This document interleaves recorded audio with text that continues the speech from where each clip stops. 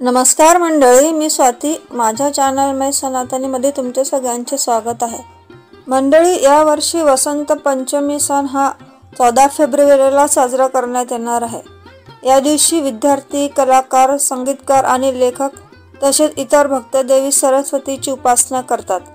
स्वर साधक देवी सरस्वतीची आराधना करत सुंदर स्वर प्रदान करण्याची प्रार्थना करतात. पण माहिती आहे का मंडळी तुम्हाला, या दिवशी वसंत पंचमीला चुकूनही असे काही कामं आहेत ते आपण करायला पाहिजे नाहीत. तर अशीच काही 5 कामे मी तुम्हाला सांगणार आहे जे चुकूनही करायची नाहीत. 1. वसंत पंचमीच्या दिवशी काळ्या रंगाचे वस्त्र परिधान करू नये. या दिवशी पिवळे वस्त्र परिधान करणे सर्वोत्तम ठरेल.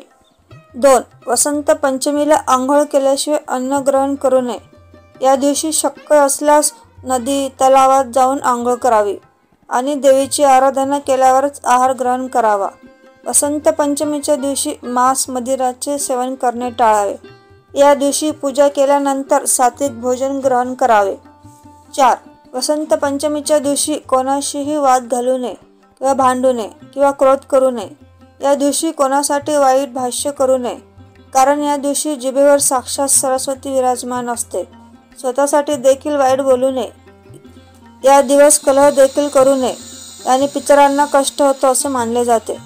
5. हा सण निसर्गाशी जुळलेला आहे, म्हणून या दिवशी धान्य तसेच वृक्ष कापू नये, पिकाची कापणी करू नये, झाडांची छाटणी करणे देखील टाळावे.